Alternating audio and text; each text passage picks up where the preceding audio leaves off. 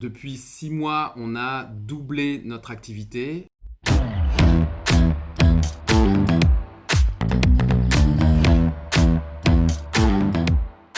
Bonjour à tous, je suis ravi d'intervenir à mon tour ce matin et je voudrais d'ailleurs remercier Facebook et le magazine Stratégie pour cette opportunité. Je suis Fabien Rochette, cofondateur de la première agence de growth marketing du monde francophone, présente en Belgique, en France, au Canada, donc l'agence Les Causantes. Depuis 6 mois, on a doublé notre activité. On a énormément d'annonceurs qui ont frappé à la porte pour rechercher la performance, mettre en place des campagnes donc e-commerce ou drive to store afin de lancer ou de relancer leur business respectif. Évidemment, la question qui se pose dans chacun de ces cas, c'est comment générer un maximum de performance, comment mesurer cette performance, quels sont les chemins qu'il faut emprunter. Le secret, si j'ose dire, même si on est beaucoup à le connaître, c'est bien entendu de s'appuyer le plus possible sur la donnée, sur la data, sur l'ensemble des signaux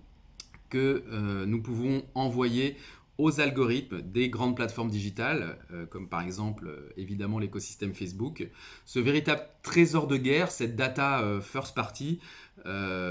qui permet d'envoyer des signaux de plus en plus précis, de plus en plus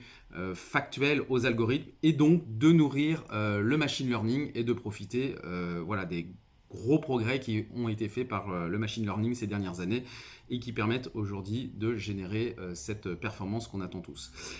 Par exemple chez Facebook, évidemment, ça consiste à installer ce fameux pixel dont tout le monde parle sur par exemple son site e-commerce, de faire un véritable plan de tracking qui va permettre de comprendre l'intention du prospect et d'envoyer à l'algorithme des signaux lui permettant de comprendre à son tour que la personne est en train de se rapprocher de l'acte d'achat. Ça va également permettre à l'algorithme de trouver d'autres personnes susceptibles de transformer.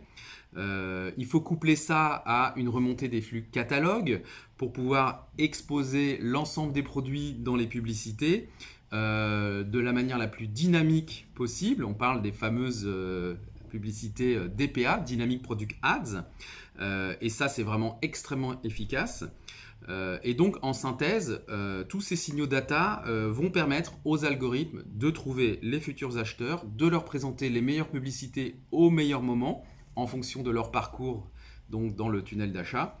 vont permettre également de mettre en place un retargeting personnalisé. Par exemple, les abandonnistes panier d'achat vont recevoir la bonne publicité, les incitant à aller un cran plus loin. Et enfin, remonter toutes les datas pour mesurer la conversion, attribuer les conversions, d'où viennent les gens, qu'est-ce qui leur a permis finalement de passer à l'acte, et c'est pas toujours le modèle last click évidemment qui s'impose. Et tout ça permet de générer dans de plus en plus de cas des performances assez importantes, voire parfois extraordinaires. Je voudrais vous citer 3 cas qui nous ont marqués ces 2 dernières années. Le cas de l'emblématique et iconique marque Smallable, donc concept store familial à destination plutôt des femmes à haut revenu, pour lesquelles en 2 mois, nous avons réussi, en travaillant avec leurs équipes, à obtenir un return on ad spent, le fameux ROS, de 67, donc 1 euro investi rapporte 67 euros de chiffre d'affaires. Il y a également le cas de Toons Shop,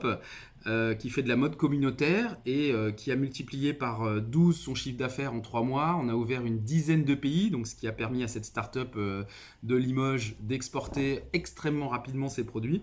tout en se basant sur un KPI que nous avions défini avec eux, qui était la marge sur les nouveaux clients. Et enfin, Renovation Man, une entreprise de rénovation, comme son nom l'indique, où on a divisé par 5 le coût d'acquisition client et multiplié par 6 les volumes, ce qui était vraiment formidable. En rapprochant d'ailleurs le on et le off, puisqu'en réalité, au-delà du lead généré, il fallait comprendre quels étaient réellement les devis signés. Et c'est en travaillant avec leurs équipes commerciales qu'on a réussi à mettre en place une synchronisation des campagnes et des résultats en bas du tunnel de conversion. Alors, la vraie question, c'est comment en 2020, et plutôt fin 2020, on peut améliorer les performances. Et il y a plusieurs pistes effectives qui s'offrent à nous. Il y a l'advanced matching qui permet d'aller encore plus loin et de remonter des signaux toujours plus précis sur les personnes qui sont en train donc de s'intéresser à tel ou tel produit et donc de coupler des informations qui potentiellement sont dans le PRM ou le CRM de l'annonceur avec des informations qui sont disponibles dans la data de Facebook. Il y a également donc pour faire cela ce qu'on appelle l'implémentation serveur to serveur grâce à des API qui permettent de connecter les back-office des sites e-commerce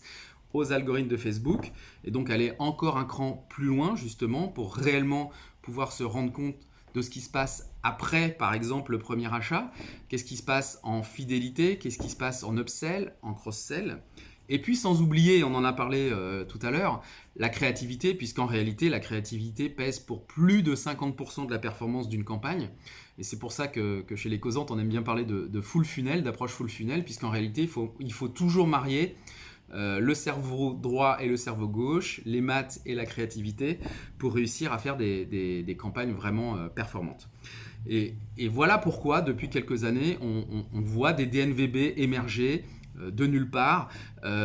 utiliser tous les codes des réseaux sociaux avec succès, utiliser la performance du machine learning pour mettre en place des campagnes e-commerce et plus tard éventuellement Drive to Store performantes. Le test and learn qui leur permet réellement de se lancer dans des démarches itératives, de faire des sprints de campagne et donc de se remettre tout le temps en question, de coupler ça au plan d'action commercial et d'aller chercher toujours plus de rentabilité, comprendre ce qui fonctionne, comprendre ce qui ne fonctionne pas et se mettre donc sur une trajectoire de scale